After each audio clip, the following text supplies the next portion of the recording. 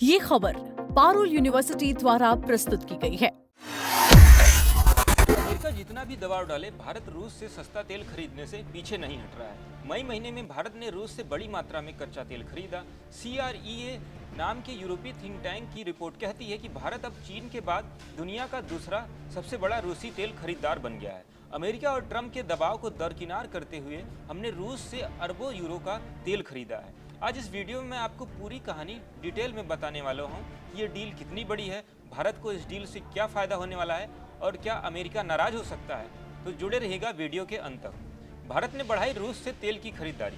वैश्विक प्रतिबंधों और भू राजनीतिक दबाव के बावजूद भारतीय रिफाइनरों ने मई में रूस से तेल खरीदना और तेज कर दिया। अप्रैल के मुकाबले मई में कुल कच्चे तेल के आयात में 8% की बढ़ोतरी हुई, लेकिन रूस से खरीदारी में तो 21% की भारी तेजी दिखाई दी।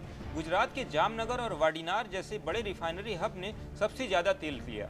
सरकारी तेल कंपनियों ने भी खरीदारी बढ़ा दी। इस महीने भारत के कुल रूस आयात में 83% हिस्सा सिर्फ कच्चे तेल का था, जिसकी कीमत 4.8 अरब यूरो रही, जबकि तेल उत्पादों और कोयले का आयात क्रमशः 550 मिलियन यूरो और 429 मिलियन यूरो रहा।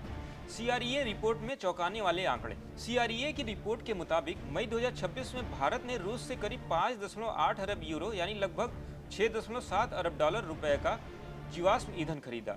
इसमें ज्यादातर कच्चा तेल था। रूस के तेल निर्यात में चीन अभी भी नंबर 1 पे है, लेकिन भारत दूसरे नंबर पे आ गया है। चीन ने 50% हिस्सा खरीदा, जबकि भारत ने 36% हिस्सा खरीदा, तुर्की ने 6% और यूरोपीय संघ ने 5% हिस्सा तेल का खरीदा। अमेरिका और राष्ट्रपति ट्रंप बार बार कह रहे थे कि रूस से तेल मत खरीदो, लेकिन भारत ने साफ कर दिया कि अपना हित देखकर वो फैसला लेगा। हम न तो अमेरिका के दबाव में आए और न ही रूस से दूर हुए। सस्ते रूसी तेल की वजह से भारत को दो फायदे हुए। एक तो घरेलू स्तर पर पेट्रोल डीजल की कीमतें नियंत्रण में रहीं, दूसरा रिफाइनरी कंपनियों को अच्छा मुनाफा हो रहा है और विदेश में पेट्रोलियम प्रोडक्ट्स का निर्यात भी बढ़ रहा है। बड़े रिफाइनरी हब्स में भारी उछाल।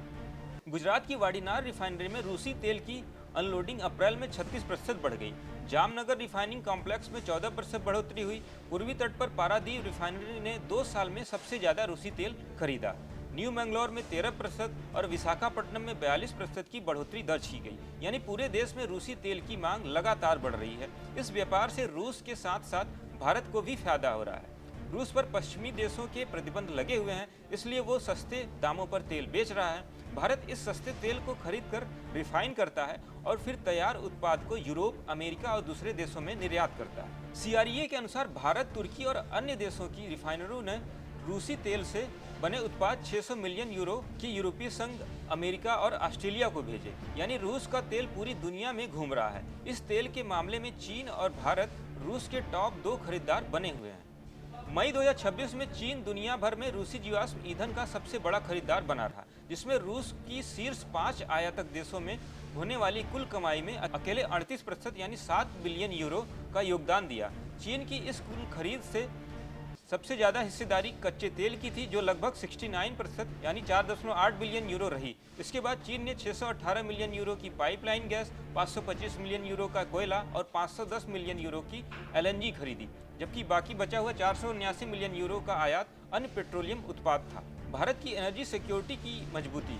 दोस्तों, भारत जैसे बड़े देश को लगातार और सस्ती ऊर्जा की जरूरत है। रूस से सस्ता तेल मिलने से हमारा आयात बिल बच रहा है, साथ ही पेट्रोल डीजल की कीमतें ज़्यादा नहीं बढ़ रही हैं, जिसका सीधा फायदा आम आदमी को लगातार मिल रहा है। सरकार भी इस नीति पर टिकी हुई है। हम कह रहे हैं कि हम अपनी ऊर्जा जरूरतें जहां से सस्ती मिले वहीं से पूरी करेंगे। न चीन न अमेरिका, भारत अपना राष्ट्रीय हित देखकर फैसला लेगा। पिछले 3 महीनों में रिलायंस की जामनगर रिफाइनरी ने 15% और तुर्की की स्टार रिफाइनरी ने 39% कच्चा तेल रूस से लिया। ये आंकड़े दिखाते हैं कि भारत रूस के तेल पर कितना निर्भर हो रहा है। ये पूरा मामला सिर्फ तेल का नहीं बल्कि भू राजनीतिक का भी है। यूक्रेन युद्ध के बाद दुनिया 2 खेमों में बंट गई है। पश्चिमी देश रूस को आर्थिक रूप से कमजोर करना चाहते हैं, लेकिन भारत और चीन जैसे देश रूस के साथ व्यापार जारी रखे हुए हैं।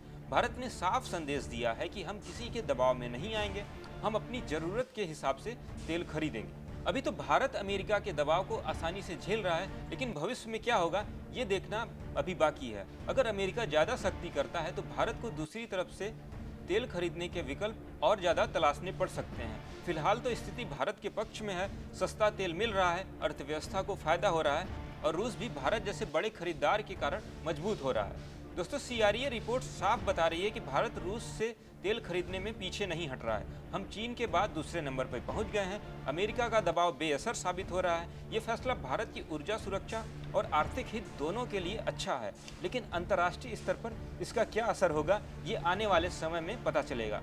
आपको क्या लगता है, क्या भारत को रूस से तेल खरीदना जारी रखना चाहिए या नहीं? कमेंट करके अपनी राय जरूर दें। वीडियो पसंद आए तो लाइक करें, शेयर करें, चैनल को सब्सक्राइब करना न भूलें। ऐसी ही और जानकारी के लिए देखते रहें दैनिक जागरण।